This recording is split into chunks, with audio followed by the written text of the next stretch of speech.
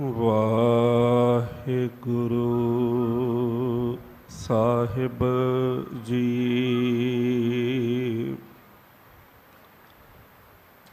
ਕੋਟ ਪਰਾਧ ਹਮਾਰੇ ਖੰਡਹੁ, ਅਣਿਕ ਵਿਧि ਸਮਝਾਵਹੁ।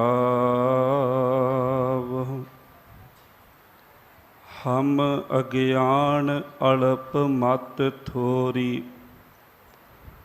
तुम आपन बिरद रखावहो।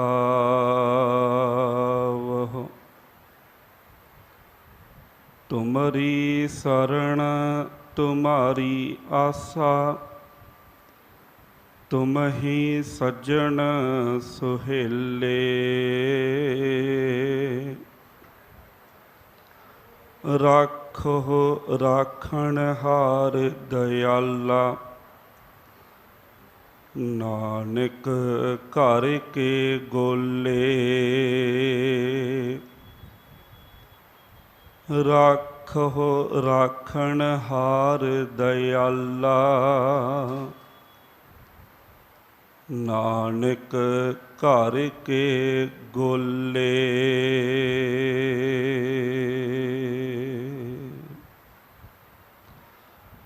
सतगुरु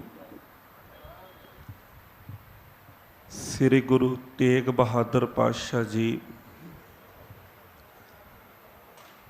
ਅਤੇ ਉਹਨਾਂ ਦੇ ਪਿਆਰੇ ਗੁਰਸਿੱਖਾਂ ਦੇ ਇਸ ਪਾਵਨ ਸ਼ਹੀਦੀ ਅਸਥਾਨ ਗੁਰਦੁਆਰਾ ਸੀਸਗੰਜ ਸਾਹਿਬ ਜੀ ਵਿਖੇ ਧੰਨ ਸਤਿਗੁਰੂ ਸ੍ਰੀ ਗੁਰੂ ਗ੍ਰੰਥ ਸਾਹਿਬ ਪਾਤਸ਼ਾਹ ਜੀ ਤਿਨਾਂ ਦੀ ਪਾਵਨ ਪਵਿੱਤਰ ਹਜ਼ੂਰੀ ਅੰਦਰ ਜੁੜ ਬੈਠੀ ਸਤਿਕਾਰਯੋਗ ਗੁਰੂ ਪਿਆਰੀ ਸਾਧ ਸੰਗਤ, ਅਪਾਰ ਰਹਿਮਤ ਬਖਸ਼ਿਸ਼ ਗੁਰੂ ਪਾਤਸ਼ਾਹ ਨੇ ਸਾਡੇ ਸਾਰਿਆਂ 'ਤੇ ਵਰਤਾਈ ਹੈ, ਜੋ ਆਪਣੇ ਪਾਵਨ ਚਰਨਾਂ ਅੰਦਰ ਜੁੜ ਬੈਠਣ ਦਾ ਇਹ ਸੁਭਾਗੜਾ ਸਮਾਂ ਸਾਨੂੰ ਬਖਸ਼ਿਸ਼ ਕੀਤਾ ਹੈ। ਗੁਰੂ ਘਰ ਦੇ ਨਿਤਾ ਪ੍ਰਤੀ ਨੇਮ ਅਨੁਸਾਰ ਆਸਾ ਕੀ ਵਾਰ ਦੇ ਕੀਰਤਨ ਆਪ ਸੰਗਤਾਂ ਨੇ ਗੁਰੂ ਪਿਆਰਿਆਂ ਪਾਸੋਂ ਸ਼ਰਵਣ ਕੀਤੇ ਹਨ। ਉਪਰੰਤ ਚੱਲ ਰਹੀ ਪਾਵਨ ਬਾਣੀ ਦੀ ਲੜੀਵਾਰ ਕਥਾ ਵਿਚਾਰ ਦੇ ਤਹਿਤ ਜਿਹੜੇ ਪਾਵਨ ਬਚਨਾਂ ਦੀ ਵਿਚਾਰ ਦੇ ਨਾਲ ਅੱਜ ਅਸੀਂ ਜੁੜਨਾ ਹੈ, ਸਤਿਕਾਰਯੋਗ ਗਿਆਨੀ ਹਰਨਾਮ ਸਿੰਘ ਜੀ ਉਹਨਾਂ ਦੀ ਰਸਨਾ ਤੋਂ ਆਪ ਜੀ ਨੇ ਉਹ ਪਾਵਨ ਬਚਨ ਸ਼ਰਵਣ ਕੀਤੇ ਹਨ। ਆਓ ਸਤਿਗੁਰੂ ਪਾਤਸ਼ਾਹ ਜੀ ਦਾ ਓਟ ਆਸਰਾ ਲੈਂਦਿਆਂ ਹੋਇਆਂ ਇਹਨਾਂ ਪਾਵਨ ਬਚਨਾਂ ਦੀ ਵਿਚਾਰ ਦੇ ਨਾਲ ਜੁੜੀਏ। ਸਾਰੀ ਸੰਗਤ ਪਿਆਰ ਅਦਬ ਸਹਿਤ ਗੁਰੂ ਬਖਸ਼ਿਸ਼ ਫਤਿਹ ਸਾਂਝੀ ਕਰੋ। ਆਖੋ ਜੀ ਵਾਹਿਗੁਰੂ ਜੀ ਕਾ ਖਾਲਸਾ, ਵਾਹਿਗੁਰੂ ਜੀ ਕੀ ਫਤਿਹ। ਇਹ ਪਾਵਨ ਬਚਨ ਸਤਿਗੁਰੂ ਸ੍ਰੀ ਗੁਰੂ ਅਰਜਨ ਦੇਵ ਪਾਤਸ਼ਾਹ ਜੀ ਦੀ ਸ਼ਾਹਕਾਵ ਰਚਨਾ ਸ੍ਰੀ ਸੁਖਮਣੀ ਸਾਹਿਬ ਜੀ ਦੇ ਅੰਦਰ ਗੁਰੂ ਗ੍ਰੰਥ ਸਾਹਿਬ ਜੀ ਦੇ ਪਾਵਨ ਅੰਗ 294 ਪੁਰ ਸੁਸ਼ੋਭਿਤ ਹਨ। ਸੁਖਮਣੀ ਸਾਹਿਬ ਜੀ ਦੀ 23ਵੀਂ ਅਸ਼ਟਪਦੀ ਦੇ ਅੰਦਰ 2 ਪੌੜੀਆਂ ਦਾ ਪਾਠ ਆਪ ਜੀ ਨੇ ਗਿਆਨੀ ਜੀ ਪਾਸੋਂ ਸ਼ਰਵਣ ਕੀਤਾ ਹੈ। ਸਾਧ ਸੰਗਤ, ਸੁਖਮਣੀ ਸਾਹਿਬ ਦੀ ਪਾਵਨ ਬਾਣੀ ਕੇਵਲ ਸਿੱਖ ਜਗਤ ਦੇ ਅੰਦਰ ਹੀ ਨਹੀਂ, ਸਗੋਂ ਅਧਿਆਤਮਿਕ ਮਾਰਗ ਦੇ ਪਾਂਧੀਆਂ ਭਾਵੇਂ ਉਹ ਗੈਰ ਸਿੱਖ ਹੀ ਕਿਉਂ ਨਾ ਹੋਣ, ਕੁੱਲ ਦੁਨੀਆ ਦੇ ਅੰਦਰ ਉਹਨਾਂ ਵੱਲੋਂ ਬੜੇ ਹੀ ਪਿਆਰ ਸ਼ਰਧਾ ਦੇ ਨਾਲ ਪੜ੍ਹੀ ਅਤੇ ਵਿਚਾਰੀ ਜਾਂਦੀ ਹੈ। ਰੂਸ ਤੋਂ ਇੱਕ ਪੇਂਟਰ ਹੋਏ ਹਨ, ਨਿਕਲਸ ਰੋਰਿਕ ਉਹਨਾਂ ਦਾ ਨਾਮ ਆਉਂਦਾ ਹੈ। ਉਹਨਾਂ ਨੇ ਸਾਧ ਸੰਗਤ ਇੱਕ ਸੁਖਮਣੀ ਸਾਹਿਬ ਜੀ ਪਾਵਨ ਬਾਣੀ ਦੀ ਇੰਗਲਿਸ਼ ਵਿੱਚ ਟਰਾਂਸਲੇਸ਼ਨ ਹੋਈ ਸੀ, ਜਿਹੜੀ ਸਰਦਾਰ ਤੇਜਾ ਸਿੰਘ MA ਹੁਣਾਂ ਨੇ ਕੀਤੀ ਹੈ। ਉਹਦਾ ਨਾਮ ਸੀ ਦੀ ਸਾਮ ਆਫ ਪੀਸ। ਸਾਮ ਦਾ ਭਾਵ ਹੈ ਰੱਬੀ ਗੀਤ, ਇਲਾਹੀ ਗੀਤ, ਅਤੇ ਪੀਸ ਦਾ ਭਾਵ ਹੈ ਸ਼ਾਂਤੀ, ਟਿਕਾਓ, ਵਿਸਰਾਮ। ਉਹ ਰੱਬੀ ਗੀਤ ਜਿਸ ਦੇ ਨਾਲ ਅੰਦਰ ਟਿਕ ਜਾਵੇ। ਉਸ ਕਿਤਾਬ ਇੰਗਲਿਸ਼ ਟਰਾਂਸਲੇਸ਼ਨ ਸੁਖਮਣੀ ਸਾਹਿਬ ਦਾ, ਉਸ ਕਿਤਾਬ ਦਾ ਜੋ ਮੁੱਖ ਬੰਦ ਲਿਖਿਆ, ਉਹ ਲਿਖਿਆ ਉਸ ਪੇਂਟਰ ਨੇ ਜੋ ਰੂਸ ਤੋਂ ਹੈ, ਜਿਨ੍ਹਾਂ ਦਾ ਨਾਮ ਹੈ ਨਿਕਲਸ ਰੋਰਿਕ। ਅਤੇ ਜਦੋਂ ਉਹ ਕਿਤਾਬ ਦਾ ਮੁੱਖ ਬੰਦ ਲਿਖਦੇ ਨੇ ਤੇ ਸੁਖਮਣੀ ਸਾਹਿਬ ਦੇ ਬਾਰੇ ਆਪਣੀ ਸ਼ਰਧਾ ਪ੍ਰਗਟ ਕਰਦਿਆਂ ਹੋਇਆਂ ਬੜੇ ਪਿਆਰੇ ਬਚਨ ਉਹਨਾਂ ਨੇ ਲਿਖੇ ਆ। ਕਹਿੰਦੇ ਉਹ ਰੱਬੀ ਗੀਤ ਹੈ ਸੁਖਮਣੀ ਸਾਹਿਬ, ਜਿਸ ਨੂੰ ਜੇਕਰ ਕੋਈ ਪਿਆਰ ਦੇ ਨਾਲ ਪੜ੍ਹੇ, ਪਿਆਰ ਦੇ ਨਾਲ ਸੁਣੇ ਅਤੇ ਆਪਣੇ ਦਿਲ ਦੇ ਅੰਦਰ ਜਗ੍ਹਾ ਦੇਵੇ। ਬੜੇ ਪਿਆਰ ਸ਼ਰਧਾ ਦੇ ਨਾਲ ਪੜ੍ਹ ਸੁਣ ਕੇ ਜੇ ਸੁਖਮਣੀ ਸਾਹਿਬ ਦੀ ਬਾਣੀ ਨੂੰ ਆਪਣੇ ਦਿਲ ਦੇ ਅੰਦਰ ਜਗ੍ਹਾ ਦੇਵੇ, ਆਪਣੇ ਹਿਰਦੇ ਦੇ ਅੰਦਰ ਟਿਕਾਵੇ, ਅਤੇ ਯਕੀਨਨ ਹੀ ਉਹ ਪਰਮਾਤਮਾ ਦੇ ਨਾਲ ਜੀਵ ਇੱਕ ਮਿਕ ਹੋ ਸਕਦਾ ਹੈ। ਇਹ ਗੈਰ ਸਿੱਖ ਦੇ ਸਾਧ ਸੰਗਤ ਜੀ ਬੋਲ ਨੇ। ਗੁਰੂ ਅਰਜਨ ਦੇਵ ਪਾਤਸ਼ਾਹ ਜੀ ਦੀ ਇਸ ਪਾਵਨ ਬਾਣੀ ਦੇ ਅੰਦਰ ਆਪ ਜੀ ਜਾਣਦੇ ਹੋ ਕਿ 24 ਅਸ਼ਟਪਦੀਆਂ ਅਤੇ 24 ਸ਼ਲੋਕ ਨੇ, ਅਤੇ ਬੜੇ ਦਿਨਾਂ ਤੋਂ ਇਸ ਬਾਣੀ ਦੀ ਵਿਚਾਰ ਚੱਲ ਰਹੀ ਹੈ। ਅਤੇ ਵਿਦਵਾਨ ਜਨਾਂ ਦੇ ਪਾਸੋਂ ਇੱਕ ਗੱਲ ਆਪ ਜੀ ਨੇ ਅੱਗੇ ਵੀ ਕਈ ਵਾਰ ਸ਼ਰਵਣ ਕੀਤੀ ਹੈ ਕਿ ਸੁਖਮਣੀ ਸਾਹਿਬ ਦੀ ਪਾਵਨ ਬਾਣੀ ਦਾ ਸਰੂਪ ਇਸ ਤਰ੍ਹਾਂ ਦਾ ਹੈ ਕਿ ਪਹਿਲਾਂ ਸ਼ਲੋਕ ਅਤੇ ਬਾਅਦ ਵਿੱਚ ਅਸ਼ਟਪਦੀ। ਅਤੇ ਜੋ ਸ਼ਲੋਕ ਦੇ ਵਿੱਚ ਭਾਵ ਗੁਰੂ ਅਰਜਨ ਦੇਵ ਪਾਤਸ਼ਾਹ ਜੀ ਨੇ ਪ੍ਰਗਟ ਕੀਤਾ, ਉਸ ਭਾਵ ਦੀ ਵਿਆਖਿਆ ਅਗਲੇ ਪਾਸੇ ਅਸ਼ਟਪਦੀ ਦੇ ਵਿੱਚ ਕੀਤੀ ਜਾਂਦੀ ਹੈ। ਭਾਵ ਕਿ ਜੋ ਸ਼ਲੋਕ ਦੇ ਅਰਥ ਹਨ, ਜੋ ਸ਼ਲੋਕ ਦੀ ਵਿਚਾਰ ਹੈ, ਜਦੋਂ ਅਸੀਂ ਪੌੜੀਆਂ ਨੂੰ ਅਗਲੇ ਪਾਸੇ ਵਿਚਾਰਨਾ ਆ ਤਾਂ ਸਾਨੂੰ ਸ਼ਲੋਕ ਦੇ ਭਾਵ ਨੂੰ ਆਪਣੇ ਚੇਤੇ ਦੇ ਵਿੱਚ ਟਿਕਾ ਕੇ ਰੱਖਣਾ ਪਵੇਗਾ, ਸ਼ਲੋਕ ਦੀ ਵਿਚਾਰ ਨੂੰ ਨਾਲ ਲੈ ਕੇ ਚੱਲਣਾ ਪਵੇਗਾ। ਅੱਜ ਜਿਹੜੀਆਂ ਪੌੜੀਆਂ ਦਾ ਪਾਠ ਅਸੀਂ ਸ਼ਰਵਣ ਕੀਤਾ, ਜਿਨ੍ਹਾਂ ਦੀ ਵਿਚਾਰ ਦੇ ਨਾਲ ਅਸੀਂ ਜੁੜਨਾ, ਇਹਨਾਂ ਦੇ ਅੰਦਰ ਧੰਨ ਗੁਰੂ ਅਰਜਨ ਦੇਵ ਪਾਤਸ਼ਾਹ ਜੀ ਅਕਾਲ ਪੁਰਖ ਵਾਹਿਗੁਰੂ ਪਰਮਾਤਮਾ ਦੇ ਸਾਨੂੰ ਕੁੱਲ ਬ੍ਰਹਿਮੰਡ ਦੇ ਜ਼ਰਰੇ ਜ਼ਰਰੇ ਦੇ ਅੰਦਰ ਦਰਸ਼ਨ ਕਰਵਾ ਰਹੇ ਨੇ, ਅਤੇ ਨਾਲ ਹੀ ਇਹ ਸੋਝੀ ਬਖਸ਼ਿਸ਼ ਕਰ ਰਹੇ ਨੇ ਕਿ ਜਿਹੜਾ ਅਕਾਲ ਪੁਰਖ ਵਾਹਿਗੁਰੂ ਪਰਮਾਤਮਾ ਕੁੱਲ ਬ੍ਰਹਿਮੰਡ ਦੇ ਜ਼ਰਰੇ ਜ਼ਰਰੇ ਦੇ ਅੰਦਰ ਸਮਾਇਆ ਹੋਇਆ ਹੈ, ਸਾਡੀ ਉਹਦੇ ਨਾਲ ਸਾਂਝ ਕਿਵੇਂ ਬਣ ਆਵੇ। ਜੋ ਕੁੱਲ ਬ੍ਰਹਿਮੰਡ ਦੇ ਅੰਦਰ ਵੀ ਹੈ, ਜੋ ਸਾਡੇ ਹਿਰਦੇ ਦੇ ਅੰਦਰ ਵੀ ਹੈ, ਪਰ ਅਸੀਂ ਜੀਵ ਉਹਦੇ ਤੋਂ ਦੂਰ ਹਾਂ, ਅਤੇ ਸਾਡੀ ਜਿਹੜੀ ਇਹ ਆਪਸ ਵਿਚਲੀ ਦੂਰੀ ਆ, ਇਹ ਖਤਮ ਕਿਵੇਂ ਹੋਵੇ। ਸਾਧ ਸੰਗਤ, ਇਹਨਾਂ ਪੌੜੀਆਂ ਤੋਂ ਪਹਿਲਾਂ ਜੋ ਸ਼ਲੋਕ ਹੈ, ਆਪ ਜੀ ਨੇ ਪਿਛਲੇ 2 ਦਿਨਾਂ ਤੋਂ ਸ਼ਲੋਕ ਦੀ ਵਿਚਾਰ ਸਾਂਝੀ ਕੀਤੀ ਆ। ਮੈਂ ਕੇਵਲ ਟੂਕ ਮਾਤਰ, ਤਾਂ ਕਿ ਸਾਡੀ ਵਿਚਾਰ ਦੀ ਲੜੀ ਜੁੜ ਜਾਵੇ।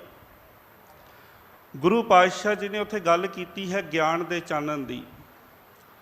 ਸਤਿਗੁਰੂ ਪਾਤਸ਼ਾਹ ਜੀ ਸਮਝਾਉਂਦੇ ਨੇ ਕਿ ਅਗਿਆਨਤਾ ਦਾ ਹਨੇਰਾ ਗਿਆਨ ਦੇ ਚਾਨਣ ਦੇ ਨਾਲ ਦੂਰ ਹੋ ਸਕਦਾ ਆ।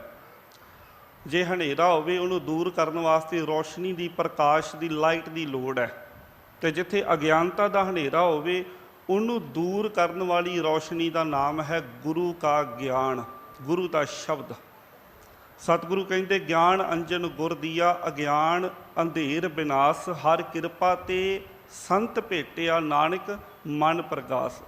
ਜਿਨ੍ਹਾਂ ਨੇ ਗੁਰੂ ਦੇ ਕੋਲੋਂ ਗਿਆਨ ਲੈ ਲਿਆ, ਉਹਨਾਂ ਦੇ ਅੰਦਰ ਚਾਨਣ ਹੋ ਗਿਆ, ਅੰਦਰ ਖਿੜਾਓ ਹੋ ਗਿਆ। ਹੁਣ ਜਦੋਂ ਅੰਦਰ ਚਾਨਣ ਹੋ ਜਾਂਦਾ ਤੇ ਫਿਰ ਜੀਵ ਦੀ ਕੀ ਅਵਸਥਾ ਹੁੰਦੀ ਹੈ।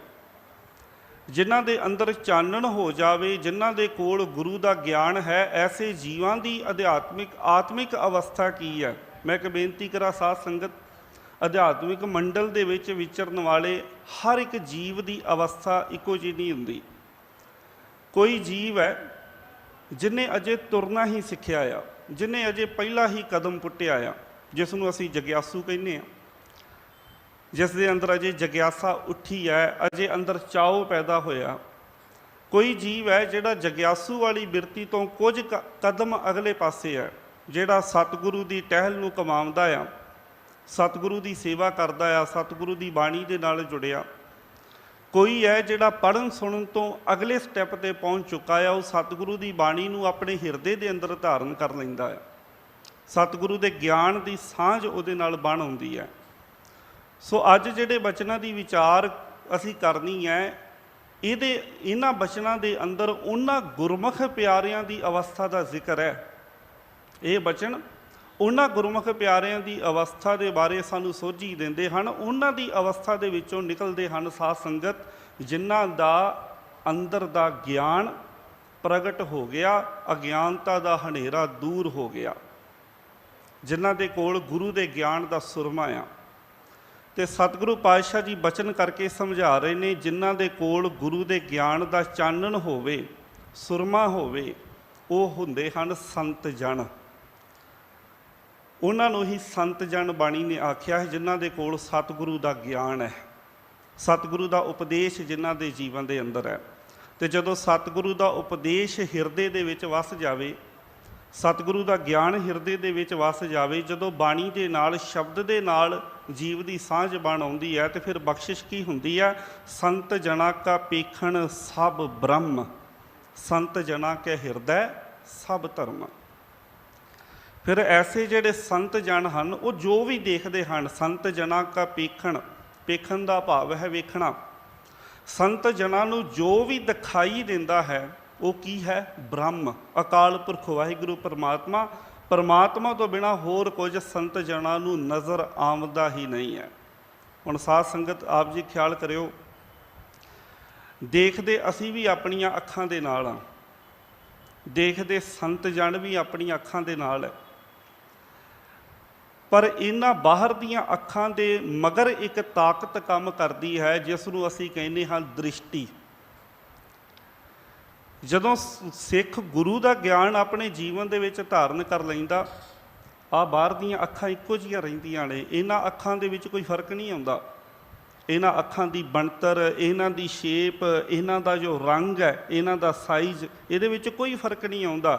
ਜੇ ਕਿਸੇ ਨੇ ਗੁਰੂ ਦਾ ਗਿਆਨ ਲਿਆ ਜਾਂ ਨਹੀਂ ਲਿਆ, ਉਹਦੇ ਤੋਂ ਬਾਅਦ ਵਿੱਚ ਇਹਨਾਂ ਅੱਖਾਂ ਦੀ ਸ਼ੇਪ, ਬਣਤਰ ਦੇ ਵਿੱਚ ਕੋਈ ਫਰਕ ਨਹੀਂ ਆਉਂਦਾ।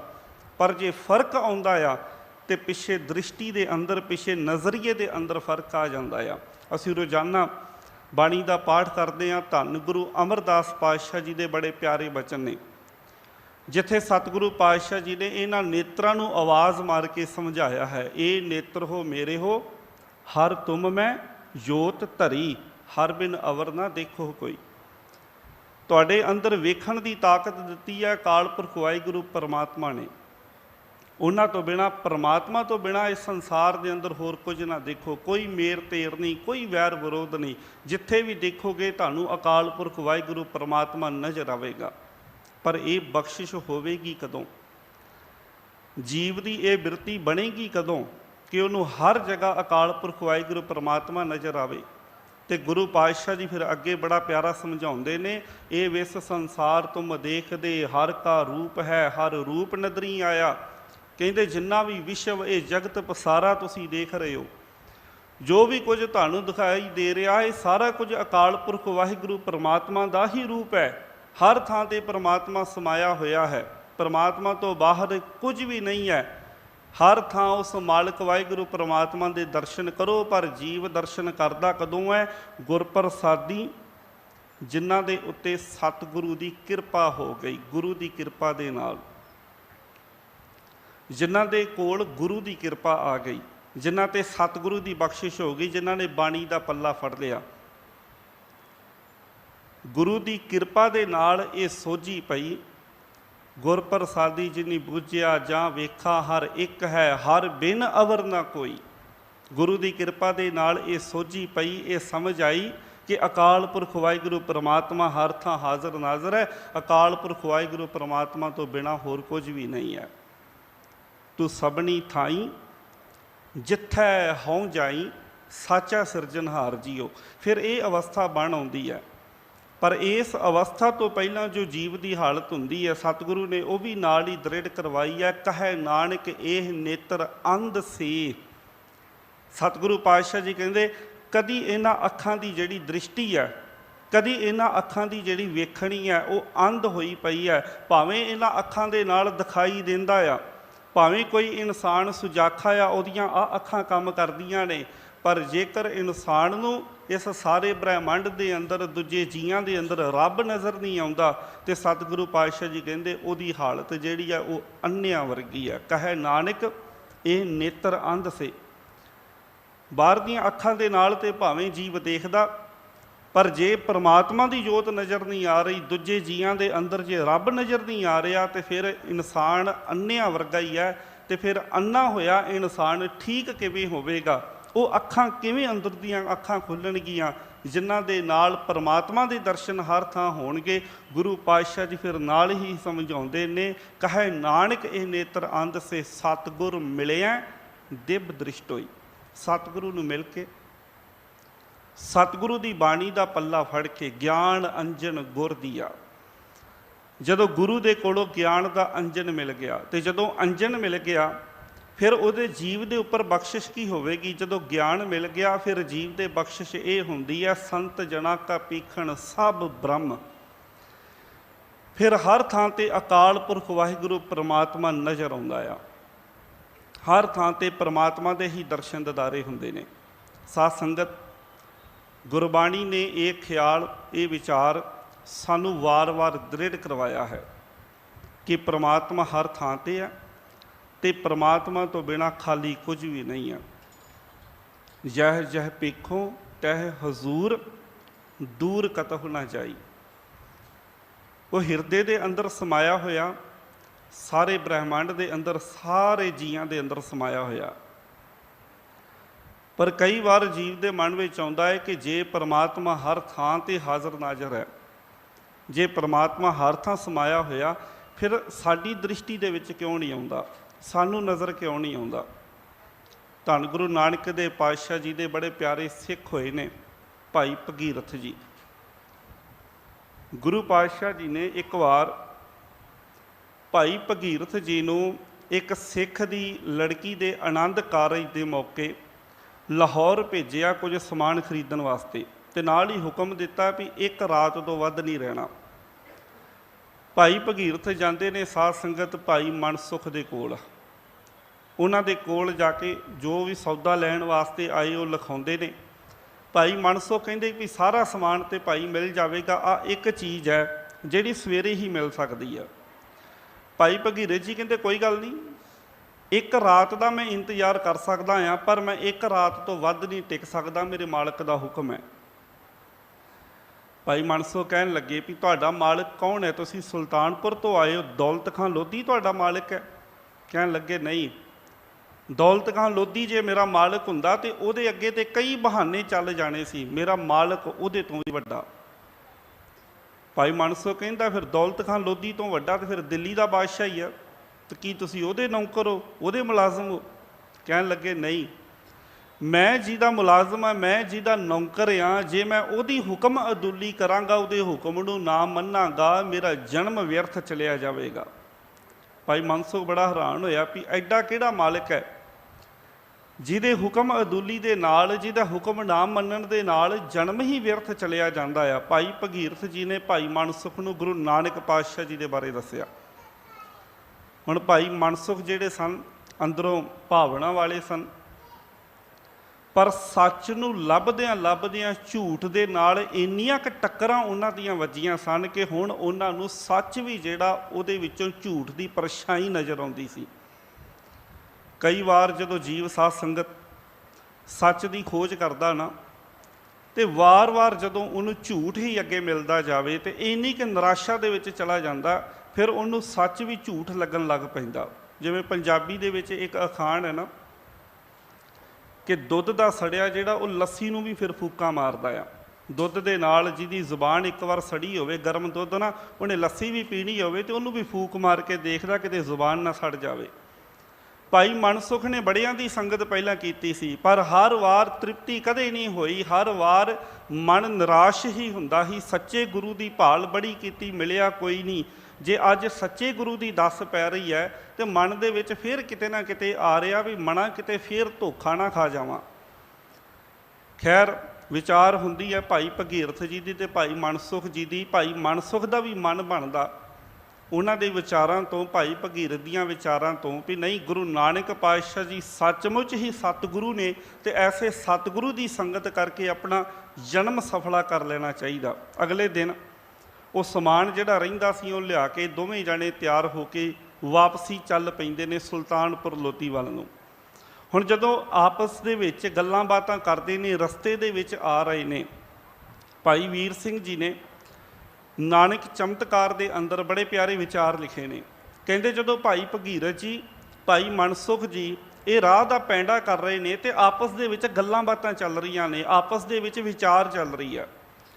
ਤੇ ਵਿਚਾਰ ਕਰਦਿਆਂ ਕਰਦਿਆਂ ਭਾਈ ਮਨਸੁਖ ਜੀ ਭਾਈ ਭਗੀਰਥ ਜੀ ਨੂੰ ਇੱਕ ਬਚਨ ਕਰਦੇ ਨੇ, ਸਵਾਲ ਕਰਦੇ ਨੇ, ਕਹਿੰਦੇ ਕਿ ਤੁਹਾਡੀਆਂ ਗੱਲਾਂ ਦੇ ਵਿੱਚੋਂ ਬੜਾ ਪਿਆਰ ਝਲਕਦਾ ਹੈ ਪਰਮਾਤਮਾ ਦਾ, ਪਰ ਮੈਨੂੰ ਇੱਕ ਗੱਲ ਦੱਸੋ, ਜਿਹੜਾ ਪਰਮਾਤਮਾ ਇਹਨਾਂ ਬਾਹਰ ਦੀਆਂ ਅੱਖਾਂ ਦੇ ਨਾਲ ਨਜ਼ਰ ਨਹੀਂ ਆਉਂਦਾ, ਜੋ ਦੀਸਨਹਾਰ ਨਹੀਂ ਹੈ, ਉਹਦੇ ਨਾਲ ਪ੍ਰੇਮ ਕਿੱਦਾਂ ਪੈਦਾ ਹੋਵੇ ਜੋ ਦਿਖਾਈ ਨਹੀਂ ਦਿੰਦਾ। ਭਾਈ ਭਗੀਰਥ ਜੀ ਨੇ ਅੱਗੇ ਬਚਨ ਕੀਤੇ, ਕਹਿਣ ਲੱਗੇ ਪੁਰਖਾ ਅਸਲ ਦੇ ਵਿੱਚ ਦੀਸਨਹਾਰ ਦਾ ਭਾਵ ਹੈ ਜੋ ਦਿਖਾਈ ਦਵੇ ਸਾਧ ਸੰਗਤ। ਕਹਿੰਦੇ ਪਰਮਾਤਮਾ ਦੀਸਨਹਾਰ ਨਹੀਂ, ਪਰਮਾਤਮਾ ਦੇਖਣਹਾਰ ਹੈ। ਦੀਸਨਹਾਰ ਨਹੀਂ, ਦੀਸਨਹਾਰ ਉਹ ਹੈ ਜੋ ਦਿਖਾਈ ਦਿੰਦਾ ਹੈ। ਭਾਈ ਭਗੀਰਥ ਜੀ ਕਹਿੰਦੇ ਪਰਮਾਤਮਾ ਦੀਸਨਹਾਰ ਨਹੀਂ, ਪਰਮਾਤਮਾ ਦੇਖਣਹਾਰ ਹੈ। ਪਰਮਾਤਮਾ ਸਾਨੂੰ ਸਾਰਿਆਂ ਨੂੰ ਦੇਖਦਾ ਹੈ, ਪਰਮਾਤਮਾ ਸਾਨੂੰ ਸਾਰਿਆਂ ਨੂੰ ਦੇਖਦਾ, ਅਸੀਂ ਸਾਰੇ ਹੀ ਉਸ ਪਰਮਾਤਮਾ ਦੇ ਹੁਕਮ ਦੇ ਅੰਦਰ ਹਾਂ। ਤੇ ਉਹ ਦੀਸਨਹਾਰ ਉਦੋਂ ਬਣਦਾ ਆ ਜਦੋਂ ਸਤਿਗੁਰੂ ਦੇ ਉਪਦੇਸ਼ ਨੂੰ ਜੀਵ ਆਪਣੀ ਹਿਰਦੇ ਦੇ ਵਿੱਚ ਵਸਾਉਂਦਾ, ਤੇ ਉਦੋਂ ਫਿਰ ਉਹਨੂੰ ਹਰ ਥਾਂ ਤੇ ਪਰਮਾਤਮਾ ਹੀ ਨਜ਼ਰ ਆਉਂਦਾ, ਉਹਦੇ ਤੋਂ ਇਲਾਵਾ ਹੋਰ ਕੁਝ ਨਜ਼ਰ ਆਉਂਦਾ ਹੀ ਨਹੀਂ ਹੈ। ਕਹਿੰਦੇ ਉਹ ਹਰ ਥਾਂ ਤੇ ਹਾਜ਼ਰ ਨਾਜ਼ਰ ਹੈ। ਮੇਰੇ ਗੁਰੂ ਪਾਤਸ਼ਾਹ ਨੇ ਸਮਝਾਇਆ, ਮੇਰੇ ਗੁਰੂ ਨਾਨਕ ਨੇ ਸਮਝਾਇਆ, ਉਹ ਕੁੱਲ ਬ੍ਰਹਿਮੰਡ ਦੇ ਅੰਦਰ ਹੈ, ਬ੍ਰਹਿਮੰਡ ਦੇ ਜ਼ਰੇ ਜ਼ਰੇ ਦੇ ਅੰਦਰ ਸਮਾਇਆ ਹੋਇਆ ਹੈ।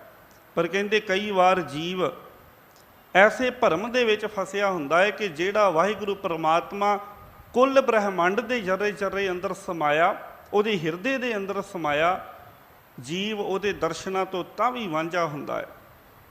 ਭਾਈ ਭਗੀਰਥ ਜੀ ਕਹਿੰਦੇ ਗੁਰੂ ਨਾਨਕ ਪਾਤਸ਼ਾਹ ਜੀ ਨੇ ਬੜੀ ਪਿਆਰੀ ਉਦਾਹਰਨ ਦੇ ਕੇ ਸਾਨੂੰ ਸਮਝਾਇਆ ਸੀ। ਸਾਧ ਸੰਗਤ ਬੜੀ ਪਿਆਰੀ ਉਦਾਹਰਨ ਵਰਤੀ। ਭਾਈ ਭਗੀਰਥ ਗੁਰੂ ਨਾਨਕ ਪਾਤਸ਼ਾਹ ਦੇ ਬਚਨ ਸਾਂਝੇ ਕਰ ਰਹੇ ਨੇ ਭਾਈ ਮਨਸੁਖ ਦੇ ਨਾਲ। ਕਹਿੰਦੇ ਗੁਰੂ ਨਾਨਕ ਪਾਤਸ਼ਾਹ ਨੇ ਸਾਨੂੰ ਇਹ ਸੋਝੀ ਦਿੱਤੀ ਹੈ, ਜਿਵੇਂ ਧਰਤੀ ਦੇ ਥੱਲੇ ਪਾਣੀ ਮੌਜੂਦ ਹੈ, ਪਰ ਧਰਤੀ ਦੇ ਥੱਲੇ ਪਾਣੀ ਹੋਣ ਦੇ ਬਾਵਜੂਦ ਕਈ ਜੀਵ ਜਿਹੜੇ ਆ ਉਹ ਇੱਥੇ ਪਿਆਸੇ ਤੁਰੇ ਫਿਰਦੇ ਨੇ। ਪਿਆਸ ਤਾਂ ਹੀ ਬੁੱਝਣੀ ਹੈ, ਭਾਵੇਂ ਕਿ ਪਾਣੀ ਧਰਤੀ ਦੇ ਥੱਲੇ ਮੌਜੂਦ ਹੈ, ਪਰ ਪਿਆਸ ਤਾਂ ਹੀ ਬੁੱਝੇਗੀ ਜੇ ਕੋਈ ਜੀਵ ਕਿਸੇ ਖੂਹ ਦੇ ਕੋਲ ਜਾਂ ਕਿਸੇ ਨਲਕੇ ਦੇ ਕੋਲ ਪਹੁੰਚ ਜਾਵੇ, ਜਿੱਥੋਂ ਉਹ ਪਾਣੀ ਪ੍ਰਗਟ ਹੁੰਦਾ ਹੈ, ਜਿੱਥੋਂ ਉਹ ਪਾਣੀ ਮਿਲ ਜਾਵੇ। ਹੈ ਪਾਣੀ ਧਰਤੀ ਦੇ ਥੱਲੇ, ਪਰ ਮਿਲੇਗਾ ਕਿਸੇ ਯੁਕਤੀ ਦੇ ਨਾਲ, ਕਿਸੇ ਸੋਮੇ ਦੇ ਕੋਲ ਪਹੁੰਚਿਆ, ਉਹਦੇ ਸੋਰਸ ਦੇ ਕੋਲ ਪਹੁੰਚਿਆ, ਜਿੱਥੋਂ ਉਹ ਪ੍ਰਗਟ ਹੁੰਦਾ ਹੋਵੇ। ਇਸੇ ਤਰੀਕੇ ਦੇ ਨਾਲ ਹੈ ਪਰਮਾਤਮਾ ਹਰ ਇੱਕ ਥਾਂ ਤੇ, ਪਰ ਜਦੋਂ ਜੀਵ ਗੁਰੂ ਰੂਪੀ ਖੂਹ ਦੇ ਕੋਲ, ਗੁਰੂ ਰੂਪੀ ਮੁਜੱਸਮੇ ਦੇ ਕੋਲ ਆਉਂਦਾ ਹੈ, ਸਾਧ ਸੰਗਤ ਜਦੋਂ ਗੁਰੂ ਰੂਪ ਝਰਨੇ ਦੇ ਕੋਲ ਆਉਂਦਾ ਹੈ, ਤਾਂ ਇੱਥੇ ਆ ਕੇ ਫਿਰ ਜੀਵ ਦੀ ਤ੍ਰਿਪਤੀ ਹੁੰਦੀ ਹੈ, ਪਰਮਾਤਮਾ ਦੇ ਨਾਲ ਸਾਂਝ ਜੀਵ ਦੀ ਬਣ ਆਉਂਦੀ ਹੈ। ਤੇ ਜਦੋਂ ਇੱਥੇ ਆ ਕੇ ਗੁਰੂ ਦੇ ਚਰਨਾਂ ਦੇ ਵਿੱਚ ਆ ਕੇ ਸਤਿਗੁਰੂ ਦੇ ਉਪਦੇਸ਼ਾਂ ਨੂੰ ਦ੍ਰਿੜ ਕਰਕੇ ਜੀਵ ਨੂੰ ਚਾਨਣ ਹੁੰਦਾ, ਤੇ ਫਿਰ ਜੋ ਕੁਝ ਉਹਨੂੰ ਦਿਖਾਈ ਦਿੰਦਾ ਹੈ ਉਹ ਕੀ ਹੈ? ਉਹ ਬ੍ਰਹਮ ਹੀ ਹੈ, ਉਹਦੇ ਤੋਂ ਬਿਨਾਂ ਹੋਰ ਕੁਝ ਵੀ ਨਹੀਂ ਹੈ। ਭਗਤ ਨਾਮਦੇਵ ਜੀ ਨੇ ਇਹ ਬਚਨ ਦ੍ਰਿੜ ਕਰਵਾਏ ਹਨ, ਸਭ ਗੋਬਿੰਦ ਹੈ, ਸਭ ਗੋਬਿੰਦ ਹੈ, ਸਭ ਗੋਬਿੰਦ ਹੈ, ਗੋਬਿੰਦ ਬਿਨ ਨਹੀਂ ਕੋਈ। ਸੂਤ ਏਕ ਮਨ ਸਤ ਸਹੰਸ, ਜੈਸੇ ਓਤ ਪੋਤ ਪ੍ਰਭ ਸੋਈ।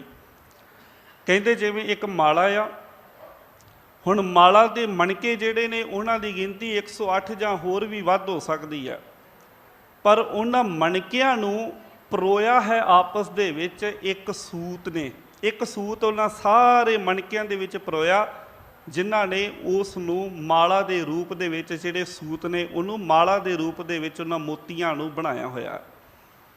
ਉਹ ਮਾਲਾ ਤਾਂ ਆ ਜੇ ਸੂਤ ਵਿੱਚ ਪਰੋਇਆ। ਇਸੇ ਤਰ੍ਹਾਂ ਇਹ ਬ੍ਰਹਿਮੰਡ ਸਾਰਾ ਇੱਕ ਮਾਲਾ ਦੇ ਵਾਂਗ ਹੈ।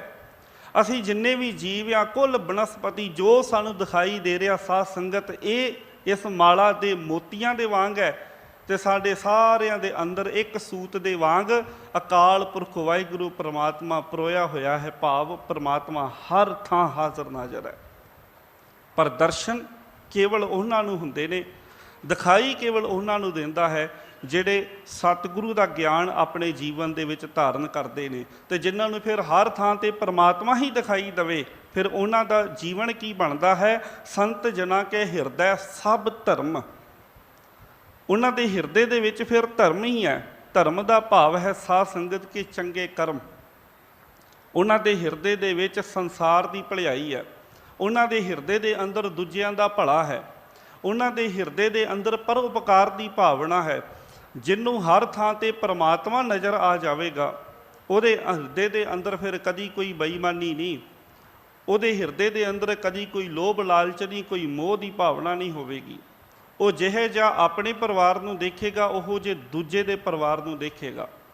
ਜੇ ਕੋਈ ਦੁਕਾਨਦਾਰ ਹੈ, ਦੁਕਾਨ ਤੇ ਬੈਠਾ ਆਪਣਾ ਸੌਦਾ ਵੇਚ ਰਿਹਾ, ਕਰਿਆਨਾ ਵੇਚ ਰਿਹਾ, ਤੇ ਸਾਧ ਸੰਗਤ ਜੇ ਹਿਰਦੇ ਦੇ ਵਿੱਚ ਪਰਮਾਤਮਾ ਦਾ ਨਾਮ ਹੈ, ਜੇ ਹਿਰਦੇ ਦੇ ਵਿੱਚ ਧਰਮ ਹੈ, ਤੇ ਉਹ ਕਦੀ ਵੀ ਥੋੜ੍ਹੇ ਜਿਹੇ ਵੱਧ ਮੁਨਾਫੇ ਦੇ ਵਾਸਤੇ ਮਾੜਾ ਸੌਦਾ ਜਾਂ ਮਿਲਾਵਟ ਵਾਲਾ ਸਮਾਨ ਦੂਸਰੇ ਨੂੰ ਨਹੀਂ ਵੇਚੇਗਾ। ਉਹ ਇਹੀ ਸੋਚੇਗਾ ਵੀ ਜਿੱਦਾਂ ਦਾ ਅੰਨ ਮੇਰੇ ਬੱਚੇ ਖਾਂਦੇ ਨੇ, ਜਿੱਦਾਂ ਦੇ ਮੇਰੇ ਬੱਚੇ ਨੇ, ਉੱਦਾਂ ਦਾ ਹੀ ਇਹਦੇ ਬੱਚੇ ਨੇ ਜਿਹੜਾ ਸੌਦਾ ਲੈਣ ਵਾਸਤੇ ਆਇਆ।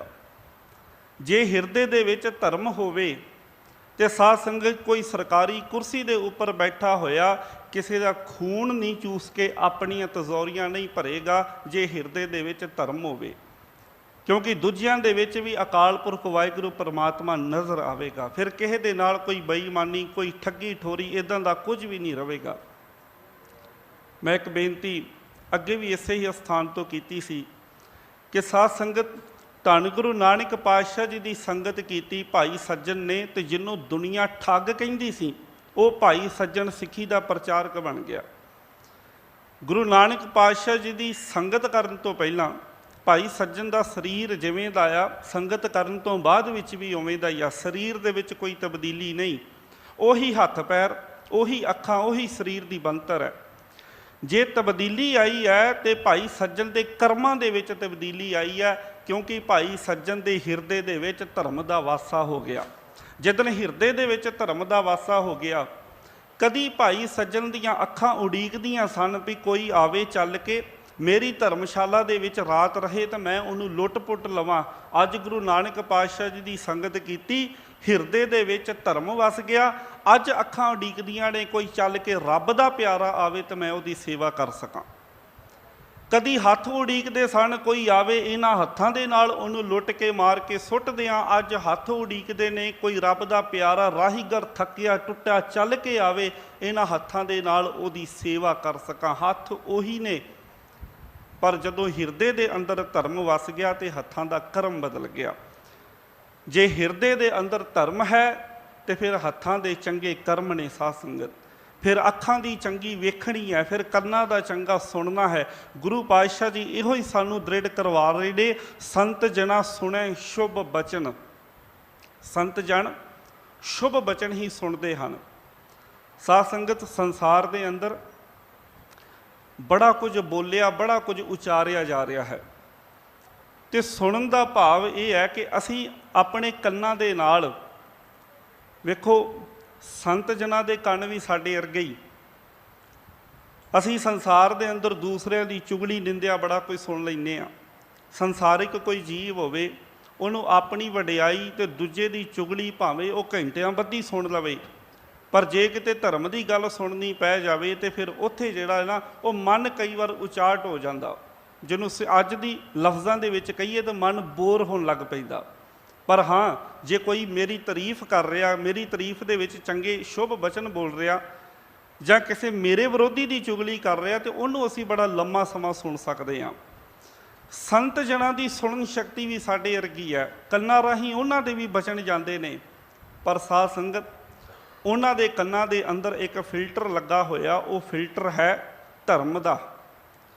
ਉਹਨਾਂ ਦੀ ਜਿਹੜੀ ਸੁਣਨ ਦੀ ਸ਼ਕਤੀ ਹੈ, ਉਹਦੇ ਅੰਦਰ ਇੱਕ ਫਿਲਟਰ ਲੱਗਾ ਹੋਇਆ। ਜਿਵੇਂ ਅੱਖਾਂ ਦੀ ਨਜ਼ਰ ਬਦਲ ਜਾਂਦੀ ਹੈ, ਹਰ ਇੱਕ ਦੇ ਅੰਦਰ ਪਰਮਾਤਮਾ ਨਜ਼ਰ ਆਉਂਦਾ ਆ, ਇਸੇ ਤਰੀਕੇ ਦੇ ਨਾਲ ਕੰਨਾਂ ਦੀ ਸੁਣਨ ਦੀ ਜਿਹੜੀ ਤਾਕਤ ਹੈ ਉਹ ਵੀ ਬਦਲ ਜਾਂਦੀ ਹੈ। ਸਾਧ ਸੰਗਤ ਉਹ ਇੱਕ ਫਿਲਟਰ ਕੰਮ ਇਹ ਕਰਦਾ ਆ ਕਿ ਕਿਸੇ ਦੀ ਚੁਗਲੀ ਨਿੰਦਿਆ ਉਹ ਕੰਨਾਂ ਦੇ ਵਿੱਚ ਪੈਂਦੀ ਹੀ ਨਹੀਂ ਹੈ। ਸੰਤ ਜਨ ਜੋ ਵੀ ਸੁਣਦੇ ਹਨ ਉਹ ਸ਼ੁਭ ਬਚਨ ਹੀ ਸੁਣਦੇ ਨੇ, ਕੋਈ ਮਾੜਾ ਬੋਲ ਆਪਣੇ ਕੋਲ ਰੱਖਦੇ ਹੀ ਨਹੀਂ ਹੈ, ਕੋਈ ਮਾੜਾ ਬਚਨ ਆਪਣੇ ਕੋਲ ਸਾਂਭ ਕੇ ਰੱਖਦੇ ਹੀ ਨਹੀਂ ਹਨ। ਮਹਾਤਮਾ ਬੁੱਧ ਜੀ ਦੇ ਜੀਵਨ ਦੀ ਇੱਕ ਬੜੀ ਪਿਆਰੀ ਗਾਥਾ ਹੁੰਦੀ ਹੈ। ਮਹਾਤਮਾ ਬੁੱਧ ਜੀ ਦੇ ਕੋਲ ਕੋਈ ਇਨਸਾਨ ਗਿਆ, ਗਾਥਾ ਬੜੀ ਲੰਮੀ ਹੈ, ਪਰ ਸਮੇਂ ਨੂੰ ਵਿਚਾਰ ਕੇ ਕੇਵਲ ਟੂਕ ਮਾਤਰ ਬੇਨਤੀ ਹੈ। ਉਹਨਾਂ ਦੇ ਕੋਲ ਕੋਈ ਇਨਸਾਨ ਗਿਆ, ਕੋਈ ਗੱਲ ਹੋਈ ਤੇ ਉਸ ਇਨਸਾਨ ਨੇ ਮਹਾਤਮਾ ਜੀ ਨੂੰ ਬੜੇ ਕੌੜੇ ਬੋਲ ਬੋਲੇ। बड़े माड़े बचन उन्हें बोले, गाली गलोच तक उन्हें किया। कुछ महीने बीत गए, कुछ दिन बीते, उस मनुख नूं अपनी गलती का पछतावा होया, रियलाइज़ किया कि मैं जो कह के आया वो गलत है। हुण 2-3 महीनों बाद महात्मा जी के कोल फिर गया, जाके कहन लगा कि महात्मा जी मैं 2-3 महीने पहला ना आप जी नूं चेता है कि मैं तुहाडे कोल आया सां, तुहाडे नाल गलबात होई सी, मैं बड़े कौड़े बोल बोल के गया, बड़ा कुछ माड़ा तुहानूं कह के गया। महात्मा जी कहन लगे, पुरखा मैनू नहीं चेते, मैनू याद नहीं है। कहन लगा जी मैं तुहानूं बड़े कौड़े बोल बोले सन, गाली गलोच तक तुहाडे नाल कीता सी। महात्मा कहन लगे, कहंदे फिर इहो ते फर्क है, तू अज भी उत्थे खड़ा आ, क्योंकि जो माड़े बचन तू मैनू बोले उन्होंने तू अपने चेते दे विच टिका के रख लिया, पर मैं उतों किथे दा किथे पहुँच गया, क्योंकि जो तू मैनू माड़े बोल बोले, जो तू मेरे अपमान करने की कोशिश की, वो अपमान दे विच जिहड़े शब्द बोले, मैं तो वो शब्द अपने अंदर धारण किए ही नहीं। तू कुछ मैनू देण की कोशिश की, पर जदों मैं वो कुछ लिया ही नहीं तो पुरखा मैनू तेरा चेता ही नहीं, तू मैनू की कह के गया, मैं तो उहदे तो कदे कदे दा ही उहदे तो अगे लंघ चुका, पर तू अज भी उत्थे खड़ा, तू अज भी उत्थे खलोता। ये हुंदी है साध संगत जी संत जनां दी अवस्था। संत जन जिहड़े ने संसार दे विच भावें कोई जीव किसी भी तरह के बचन बोलदा, पर संत जनां दी सुणन दी जिहड़ी शक्ति है वो इस तरीके नाल कार्य करती है, जिन्हां दे हिरदे दे अंदर धर्म हुंदा, वो हर थां ते परमात्मा दा नाम ही उन्हां नूं सुनाई दिंदा। उन्हां दे वास्ते वो मान अपमान वाले शब्दां तो बड़ा उपर उठ जाते हैं। सतगुरु पातशाह जी अगे समझा रहे ने, सर्ब व्यापी राम संग रचन। कहते संत जन जिहड़े ने उन्हां नूं हर थां ते अकाल पुरख वाहिगुरू परमात्मा के दर्शन हुंदे ने, ते हर थां ते रमे होए अकाल पुरख वाहिगुरू परमात्मा के अंदर वो रचे रहिंदे ने, उहदे रंग दे विच रंगे रहिंदे ने। ते जिन्हां ने ये समझ लिया परमात्मा हर थां हाजर नाजर है, जिन जाता जिन्हां ने ये समझ लिया, तिस की ये रहत सत बचन साधु सब कहत। जिहड़े ऐसे साधु हैं वो फिर बचन भी जिहड़े बोलते हैं वो सत हुंदे ने, सच हुंदे ने। जिन्हां दे हिरदे दे अंदर धर्म होवे, उन्हां साधुआं जनां दे बोल भी सत हुंदे ने, उन्हां दे बोलां दे विचों भी सत दा प्रगटावा अकाल पुरख वाहिगुरू परमात्मा दा ही प्रगटावा हुंदा है। उन्हां दी बोल बाणी, उन्हां दे बचन भी जिहड़े शुभ हो जाते हैं। साध संगत गुरु पातशाह जी इहो ही इत्थे समझा रहे ने, जिन जाता तिसकी ये रहत। जिसने अकाल पुरख वाहिगुरू परमात्मा नूं हर थां ते हाज़र नाज़र जान लिया, समझ लिया, जिन्हों हर थां परमात्मा हाज़र नाज़र दिखाई देंदा है, जिन्हें ज्ञान के अंजन के नाल अपने अंदरों अज्ञानता का हनेरा दूर कर लिया, फिर उहदी रहत ये बन जाती है, उहदा जीवन ये बन जाता, ना वो अखां माड़ा देखदियां, ना वो कन्न माड़ा सुनते हैं, तो ना जबान जिहड़ी है वो माड़े बचन बोलती है। कबीर साहब जी के बचन असीं पढ़ते हैं ना, कबीर गूंगा हुआ बावरा, बहरा हुआ कान, पावों ते पिंगल भया मारिया सतगुर बाण। कबीर साहब जी कहते मैं सतगुरु की संगत की तो मैनू एक बड़ा फायदा होया। पुछया कबीर साहब जी की फायदा होया? कहते सतगुरु की संगत करन दा मैनू ये फायदा होया, मैं गूंगा हो गया, मैं बहरा हो गया, मैं लूला लंगड़ा हो गया। हुण असीं सोचांगे भी ये किदां दा फायदा? सतगुरु की संगत करदा जीव ते सतगुरु दे कोल आके ते अरदासां करदा, सरीरक तंदुरुस्ती असीं सतगुरु दे कोलों मंगदे हां। पर कबीर साहब कह रहे हैं कि मैं सतगुरु दे कोल आया, सतगुरु की संगत की तो मैं गूंगा हो गया, मेरी बोलन की शक्ति चली गई, मैं बहरा हो गया, मेरी सुनन की शक्ति चली गई, तो सतगुरु ने ऐसा बाण मारिया मैं लूला लंगड़ा हो गया, मैं पैरों तो तुरनों असमर्थ हो गया। हुण साध संगत जो कबीर साहब जी सानू इत्थे समझा रहे हैं वो साडी अंदर की गल कर रहे हैं। कहते देखदा तो मैं अज भी हाँ अपनियां अखां दे नाल, मैं अपनी जुबान दे नाल अज भी वो बोल बोलदा हाँ, अज भी मेरी जुबान बोलती है। पर जदों तो मैं सतगुरु की संगत की है, उदों तो जदों सतगुरु के शब्द का तीर मेरे हिरदे ते वजा, ਜਦੋਂ ਸਤਿਗੁਰੂ ਦੀ ਬਾਣੀ ਦੇ ਨਾਲ ਮੈਂ ਜੁੜਿਆ, ਗੁਰੂ ਦੇ ਗਿਆਨ ਦਾ ਪੱਲਾ ਫੜਿਆ, ਉਦੋਂ ਤੋਂ ਮੈਂ ਗੂੰਗਾ ਹੋ ਗਿਆ। ਭਾਵ ਜ਼ੁਬਾਨ ਹੁਣ ਵੀ ਬੋਲਦੀ ਹੈ, ਪਰ ਹੁਣ ਜ਼ੁਬਾਨ ਕਦੀ ਮਾੜੇ ਬੋਲ ਨਹੀਂ ਬੋਲਦੀ। ਜਦੋਂ ਵੀ ਬੋਲਦੀ ਹੈ ਪ੍ਰਮਾਤਮਾ ਦਾ ਨਾਮ ਉਚਾਰਨ ਕਰਦੀ ਹੈ, ਚੰਗੇ ਬਚਨ ਸ਼ੁਭ ਬਚਨ ਬੋਲਦੀ ਹੈ। ਮਾੜੇ ਬਚਨ ਬੋਲਣ ਵੱਲੋਂ ਮੇਰੀ ਜ਼ੁਬਾਨ ਗੁੰਗੀ ਹੋ ਗਈ। ਬਹਿਰਾ ਹੁਆ ਕਾਨ, ਮੇਰਾ ਕੰਨ ਜਿਹੜਾ ਉਹ ਮਾੜੇ ਬਚਨ ਸੁਣਨ ਵੱਲੋਂ ਬਹਿਰਾ ਹੋ ਗਿਆ। ਸੁਣਦਾ ਹੁਣ ਵੀ ਹੈ, ਪਰ ਹੁਣ ਇਹਨੂੰ ਕੋਈ ਮਾੜਾ ਬੋਲ ਸੁਣਾਈ ਦਿੰਦਾ ਹੀ ਨਹੀਂ ਆ। ਹੁਣ ਇਹਨੂੰ ਕੋਈ ਸਾਕਤ ਦੇ ਨਾਦ ਗੀਤ ਸੁਣਾਈ ਦਿੰਦੇ ਹੀ ਨਹੀਂ। ਹੁਣ ਇਹਨੂੰ ਕੇਵਲ ਤੇ ਕੇਵਲ ਅਕਾਲ ਪੁਰਖ ਵਾਹਿਗੁਰੂ ਪਰਮਾਤਮਾ ਹੀ ਸੁਣਾਈ ਦਿੰਦਾ ਹੈ। ਪਾਵੋਂ ਤੇ ਪਿੰਗਲ ਭਇਆ ਮਾਰਿਆ ਸਤਿਗੁਰ ਬਾਣ, ਅੱਜ ਵੀ ਮੇਰੇ ਪੈਰ ਚੱਲਦੇ ਹਨ, ਅੱਜ ਵੀ ਮੇਰੇ ਪੈਰ ਕਦਮ ਪੁੱਟਦੇ ਹਨ। ਮੈਂ ਤੁਰਦਾ ਹਾਂ, ਪਰ ਅੱਜ ਗੁਰੂ ਦੀ ਕਿਰਪਾ ਦੇ ਨਾਲ ਮੈਂ ਤੁਰ ਕੇ ਕੇਵਲ ਤੇ ਕੇਵਲ ਚੰਗੀ ਥਾਂ ਤੇ ਹੀ ਜਾਣਾ। ਮੇਰੇ ਪੈਰਾਂ ਨੇ ਸਤਿਗੁਰੂ ਦੀ ਸੰਗਤ ਕਰਨ ਤੋਂ ਬਾਅਦ ਵਿੱਚ, ਸਤਿਗੁਰੂ ਦੇ ਉਪਦੇਸ਼ ਨੂੰ ਧਾਰਨ ਕਰਨ ਤੋਂ ਬਾਅਦ ਵਿੱਚ ਮਾੜੇ ਥਾਵਾਂ ਵੱਲ ਚੱਲ ਕੇ ਜਾਣਾ ਬੰਦ ਕਰ ਦਿੱਤਾ। ਇਹੋ ਹੀ ਉਪਦੇਸ਼ ਗੁਰੂ ਪਾਤਸ਼ਾਹ ਜੀ ਸਾਨੂੰ ਇੱਥੇ ਦ੍ਰਿੜ ਕਰਵਾ ਰਹੇ ਨੇ। ਜੋ ਜੋ ਹੋਏ ਸੋਈ ਸੁਖ ਮਾਨੈ, ਕਰਨ ਕਰਾਵਣ ਹਾਰ ਪ੍ਰਭ ਜਾਣੈ। ਜਿਹਨੇ ਗਿਆਨ ਦਾ ਅੰਜਨ ਲੈ ਲਿਆ, ਸਤਿਗੁਰੂ ਦੇ ਉਪਦੇਸ਼ ਦੇ ਨਾਲ ਜੁੜ ਗਿਆ, ਉਹ ਅਕਾਲ ਪੁਰਖ ਵਾਹਿਗੁਰੂ ਪਰਮਾਤਮਾ ਦੇ ਹੁਕਮ ਦੇ ਅੰਦਰ, ਭਾਣੇ ਦੇ ਅੰਦਰ ਰਹਿ ਕੇ ਉਹ ਸੁੱਖ ਨੂੰ ਮਾਣਦਾ ਆ। ਕਰਨ ਕਰਾਵਣ ਹਾਰ ਪ੍ਰਭ ਜਾਣੈ। ਉਹ ਕਰਨ ਕਰਾਉਣ ਵਾਲਾ ਅਕਾਲ ਪੁਰਖ ਵਾਹਿਗੁਰੂ ਪਰਮਾਤਮਾ ਨੂੰ ਜਾਣਦਾ ਹੈ। ਉਹ ਇਹ ਜਾਣਦਾ ਹੈ, ਸਮਝਦਾ ਹੈ ਕਿ ਸਭ ਕੁਝ ਪਰਮਾਤਮਾ ਦੇ ਹੁਕਮ ਦੇ ਅੰਦਰ ਹੋ ਰਿਹਾ, ਤੇ ਉਸ ਮਾਲਕ ਤੋਂ ਬਿਨਾਂ ਕਿਸੇ ਹੋਰ ਦਾ ਹੁਕਮ ਨਹੀਂ ਵਰਤਦਾ। ਇਸ ਵਾਸਤੇ ਉਹਦੇ ਜੀਵਨ ਦੇ ਅੰਦਰ ਕੋਈ ਡਰ ਭੈ ਵੀ ਨਹੀਂ ਰਹਿੰਦਾ। ਜਿਨ੍ਹਾਂ ਦੇ ਪਾਵਨ ਮੁਕੱਦਸ ਅਸਥਾਨ 'ਤੇ ਅਸੀਂ ਜੁੜ ਬੈਠੇ ਹਾਂ, ਧੰਨ ਗੁਰੂ ਤੇਗ ਬਹਾਦਰ ਪਾਤਸ਼ਾਹ ਜੀ ਦੀ ਸ਼ਹਾਦਤ ਤੋਂ ਪਹਿਲਾਂ 3 ਗੁਰਸਿੱਖ ਪਿਆਰਿਆਂ ਨੂੰ ਸ਼ਹੀਦ ਇਸੇ ਅਸਥਾਨ 'ਤੇ ਕੀਤਾ ਗਿਆ। ਸਾਧ ਸੰਗਤ, ਬੜੀ ਤਰ੍ਹਾਂ ਦੇ ਡਰਾਵੇ ਦਿੱਤੇ ਗਏ, ਬੜੀ ਤਰ੍ਹਾਂ ਦੇ ਲਾਲਚ ਉਹਨਾਂ ਗੁਰਮੁਖ ਪਿਆਰਿਆਂ ਨੂੰ ਭਾਈ ਮਤੀ ਦਾਸ ਜੀ, ਭਾਈ ਸਤੀ ਦਾਸ ਜੀ, ਭਾਈ ਦਇਆਲਾ ਜੀ ਨੂੰ ਦਿੱਤੇ ਗਏ। ਅਸੀਂ ਇਤਿਹਾਸ ਪੜ੍ਹਦੇ ਹਾਂ। ਬੜੀ ਤਰ੍ਹਾਂ ਦੇ ਤਸੀਹੇ ਦੇ ਕੇ ਉਹਨਾਂ ਨੂੰ ਸਾਧ ਸੰਗਤ ਜੀ ਸ਼ਹੀਦ ਕੀਤਾ ਗਿਆ। ਪਰ ਇੰਨੇ ਡਰਾਵਿਆਂ ਦੇ ਬਾਵਜੂਦ ਉਹਨਾਂ ਗੁਰਮੁਖ ਪਿਆਰਿਆਂ ਨੇ ਆਪਣਾ ਧਰਮ ਨਹੀਂ ਛੱਡਿਆ। ਕਿਉਂ ਨਹੀਂ ਛੱਡਿਆ? ਕਿਉਂਕਿ ਉਹਨਾਂ ਦੇ ਕੋਲ ਸਤਿਗੁਰੂ ਦਾ ਉਪਦੇਸ਼ ਹੈ, ਉਹਨਾਂ ਦੇ ਕੋਲ ਸਤਿਗੁਰੂ ਦਾ ਗਿਆਨ ਹੈ, ਉਹਨਾਂ ਦੇ ਕੋਲ ਸਤਿਗੁਰੂ ਦੀ ਬਾਣੀ ਹੈ। ਅਤੇ ਸਤਿਗੁਰੂ ਦੀ ਬਾਣੀ ਦੇ ਨਾਲ ਜੁੜ ਕੇ ਜੀਵ ਇੰਨਾ ਕੁ ਦ੍ਰਿੜ ਹੋ ਜਾਂਦਾ, ਉਹਨੂੰ ਇਹ ਸਮਝ ਪੈ ਜਾਂਦੀ, ਇਹ ਸੋਝੀ ਆ ਜਾਂਦੀ ਹੈ ਕਿ ਜੋ ਜੋ ਹੋਏ ਸੋਈ ਸੁਖ ਮਾਨੈ। ਜੋ ਹੁਕਮ ਵਰਤ ਰਿਹਾ, ਜੋ ਭਾਣਾ ਵਰਤ ਰਿਹਾ, ਉਹ ਉਹਦੇ ਅੰਦਰ ਫਿਰ ਸੁੱਖ ਆਨੰਦ ਦੇ ਵਿੱਚ ਹੀ ਰਹਿੰਦਾ ਆ। ਕਿਉਂਕਿ ਉਹਨੂੰ ਇਹ ਪਤਾ ਦੂਜੇ ਜੀਆਂ ਦੇ ਹੱਥ ਵਿੱਚ ਕੁਝ ਵੀ ਨਹੀਂ ਹੈ। ਉਹ ਪਰਮਾਤਮਾ ਦੇ ਹੁਕਮ ਦੇ ਵਿੱਚ ਆਪਣੇ ਸੀਸ ਨੂੰ ਨਿਵਾਉਂਦਾ ਹੈ, ਅਤੇ ਉਹਦੇ ਅੰਦਰ ਕੋਈ ਵੀ ਡਰ ਭੈ ਪੈਦਾ ਹੀ ਨਹੀਂ ਹੁੰਦਾ। ਸਤਿਗੁਰੂ ਪਾਤਸ਼ਾਹ ਜੀ ਅੱਗੇ ਸਾਨੂੰ ਦ੍ਰਿੜ ਕਰਵਾ ਰਹੇ ਨੇ, ਅੰਤਰ ਬਸੈ ਬਾਹਰ ਭੀ ਉਹੀ, ਨਾਨਕ ਦਰਸ਼ਨ ਦੇਖ ਸਭ ਮੋਹੀ। ਜੋ ਅੰਦਰ ਵਸਦਾ, ਬਾਹਰ ਵੀ ਉਹੀ ਹੈ।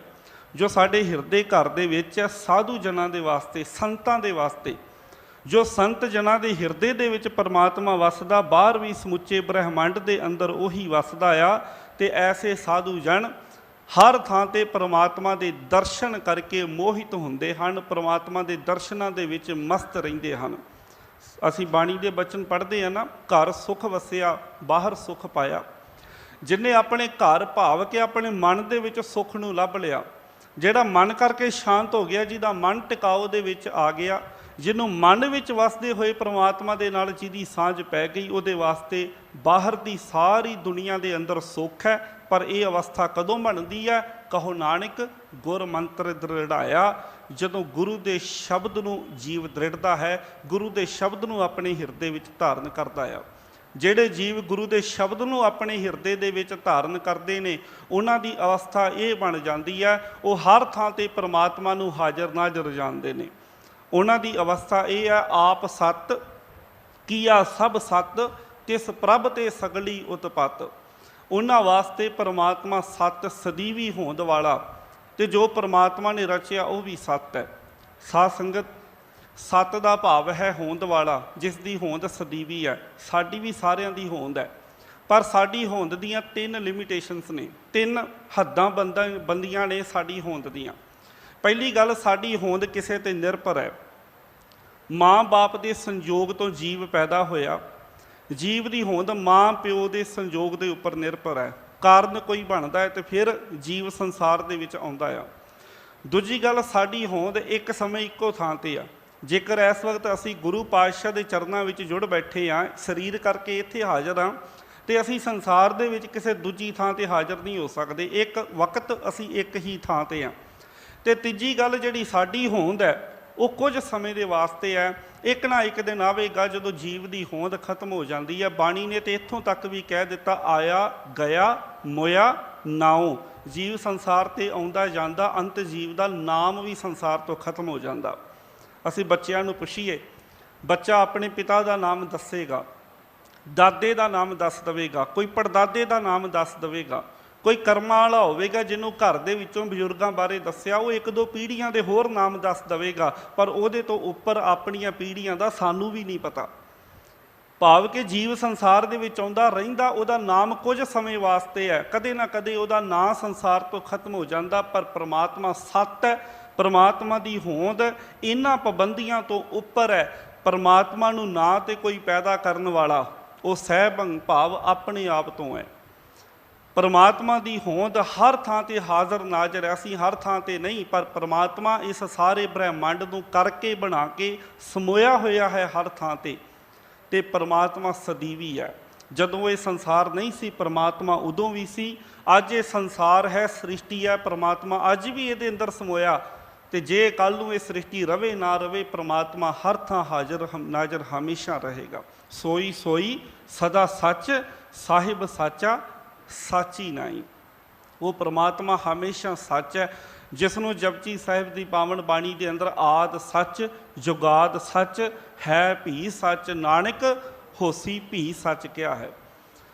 तो पातशाह अगे कहते आ, आप सत किया सब सत।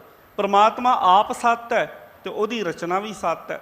वैसे बाणी के अंदर जिन्हां दे स्थान ते जुड़ बैठे हैं धन गुरु तेग बहादुर पातशाह जी, सतगुरां ने इस रचना नूं झूठ भी आख्या है। असीं बचन पढ़ते हैं ना, जग रचना सब झूठ है, जान लिहो रे मीत।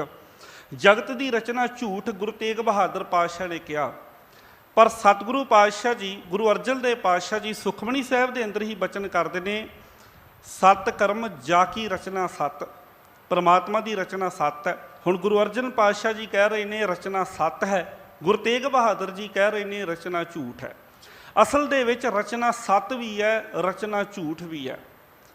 वैसे कोई गल जां ते झूठ हो सकती है जां सच हो सकती है, पर बाणी दे अंदर ये बचन आए ने तो 100% ये यूनीवर्सल ट्रुथ है। ये अंदर कोई भी कमी पेशी नहीं हो सकती, शंके की कोई गुंजाइश नहीं। असल दे विच ये साडी अंदर आत्मे की अवस्था के अनुसार है।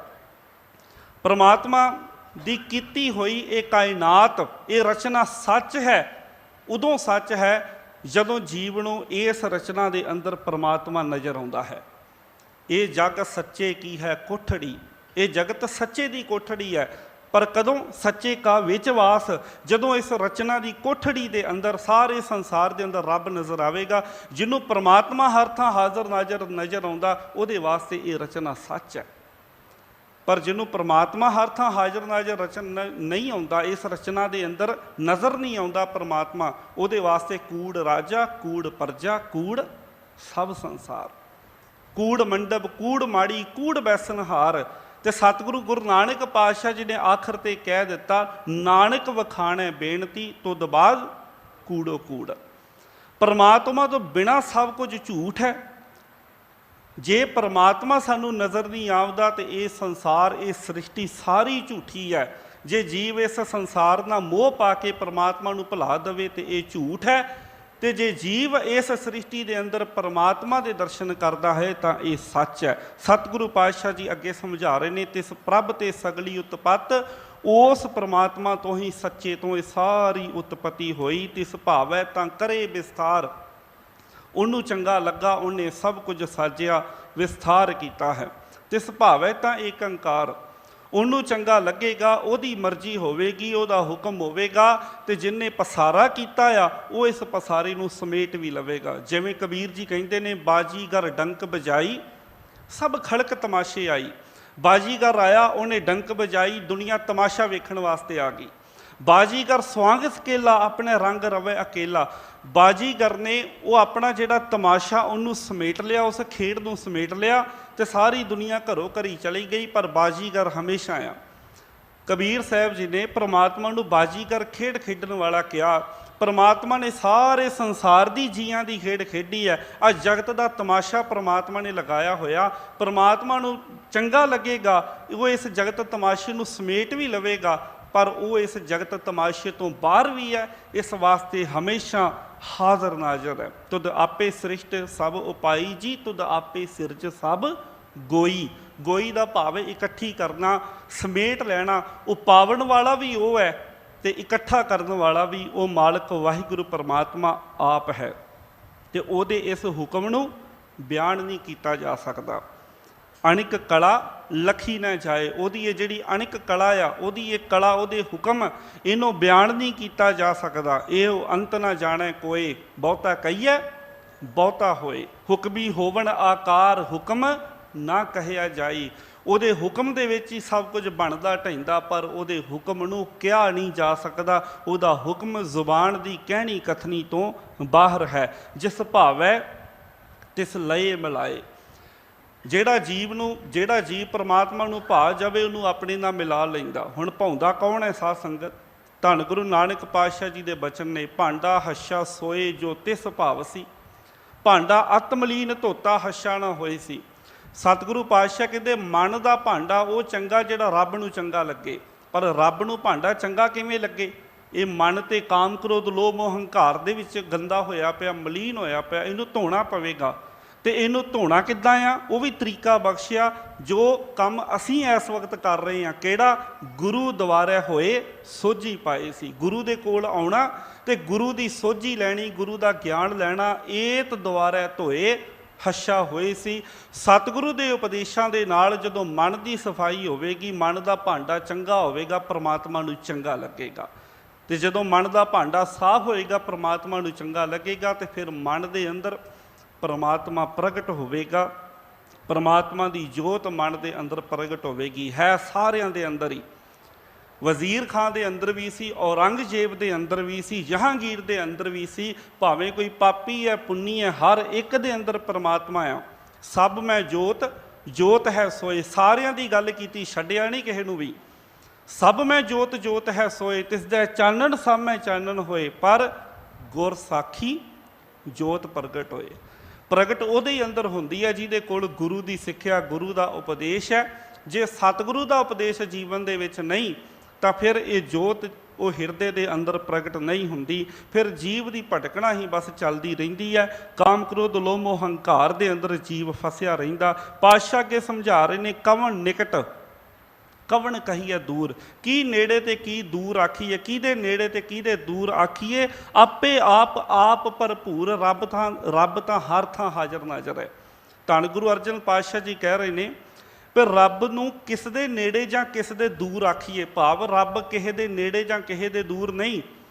ਪਰਮਾਤਮਾ ਤੇ ਸਾਰਿਆਂ ਦੇ ਅੰਦਰ ਵਸਦਾ ਹੋਇਆ।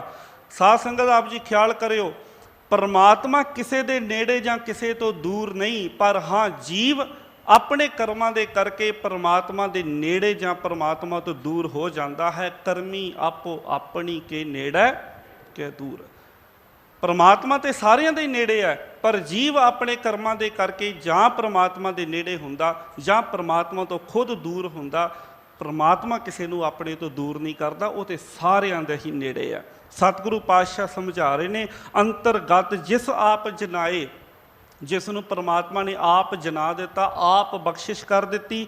ਸਤਿਗੁਰੂ ਦੀ ਸੰਗਤ ਜਿਹਦੇ ਤੇ ਬਖਸ਼ਿਸ਼ ਕਰ ਦਿੱਤੀ, ਉਹਨੂੰ ਅੰਦਰ ਦੀ ਖੇਡ ਜਿਹਨੂੰ ਸਾਰੀ ਸਮਝ ਆ ਗਈ। ਨਾਨਕ ਤਿਸ ਜਨ ਆਪ ਬੁਝਾਏ। ਉਹਨੂੰ ਫਿਰ ਪਰਮਾਤਮਾ ਨੇ ਆਪ ਸੋਝੀ ਬਖਸ਼ਿਸ਼ ਕਰ ਦਿੱਤੀ। ਸਮੁੱਚੇ ਬ੍ਰਹਿਮੰਡ ਦੇ ਅੰਦਰ, ਸਮੁੱਚੀ ਕਾਇਨਾਤ ਦੇ ਅੰਦਰ, ਸਾਰੀ ਸ੍ਰਿਸ਼ਟੀ ਦੇ ਅੰਦਰ ਫਿਰ ਐਸੇ ਜੀਵ ਨੂੰ ਅਕਾਲ ਪੁਰਖ ਵਾਹਿਗੁਰੂ ਪਰਮਾਤਮਾ ਦੇ ਪ੍ਰਤੱਖ ਦਰਸ਼ਨ ਦੀਦਾਰੇ ਹੋ ਜਾਂਦੇ ਹਨ। ਜਿਨ੍ਹਾਂ ਦੇ ਕੋਲ ਗਿਆਨ ਦਾ ਅੰਜਨ ਆ ਜਾਵੇ, ਫਿਰ ਬੇਨਤੀ ਕਰਾਂ ਉਸੇ ਹੀ ਸ਼ਲੋਕ ਦੀ ਵਿਆਖਿਆ ਅੱਗੇ ਹੋ ਰਹੀ ਹੈ।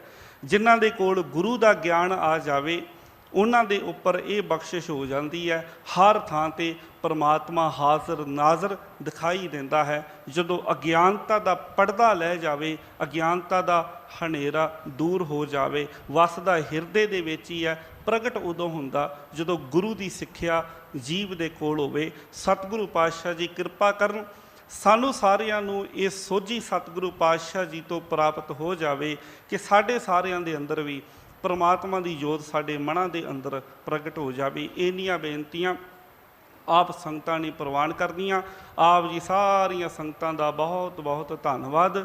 ਦਿੱਲੀ ਸਿੱਖ ਗੁਰਦੁਆਰਾ ਪ੍ਰਬੰਧਕ ਕਮੇਟੀ ਸਤਿਕਾਰਯੋਗ ਸਿੰਘ ਸਾਹਿਬ ਜੀ ਦਾ ਧੰਨਵਾਦ ਅਤੇ ਕੋਟਾਨ ਕੋਟ ਸ਼ੁਕਰਾਨਾ ਧੰਨ ਸਤਿਗੁਰੂ ਸ੍ਰੀ ਗੁਰੂ ਗ੍ਰੰਥ ਸਾਹਿਬ ਪਾਤਸ਼ਾਹ ਜੀ ਦਾ, ਜਿਨ੍ਹਾਂ ਸਾਨੂੰ ਸਾਰਿਆਂ ਨੂੰ ਆਪਣੇ ਚਰਨਾਂ ਅੰਦਰ ਜੁੜ ਬੈਠਣ ਦਾ ਸੁਭਾਗੜਾ ਸਮਾਂ ਬਖਸ਼ਿਸ਼ ਕੀਤਾ ਹੈ। ਆਓ ਹੋਈਆਂ ਭੁੱਲਾਂ ਚੁੱਕਾਂ ਦੀ ਖਿਮਾ ਬਖਸ਼ਦਿਆਂ ਹੋਇਆਂ, ਅੱਗੇ ਵਾਸਤੇ ਅਸੀਸ ਬਖਸ਼ਦਿਆਂ ਹੋਇਆਂ ਸਾਰੀ ਸੰਗਤ ਇੱਕ ਵਾਰ ਫਿਰ ਪਿਆਰ ਅਦਬ ਸਹਿਤ ਗੁਰੂ ਬਖਸ਼ਿਸ਼ ਫਤਿਹ ਸਾਂਝੀ ਕਰੋ। ਆਖੋ ਜੀ ਵਾਹਿਗੁਰੂ ਜੀ ਕਾ ਖਾਲਸਾ, ਵਾਹਿਗੁਰੂ ਜੀ ਕੀ ਫਤਿਹ।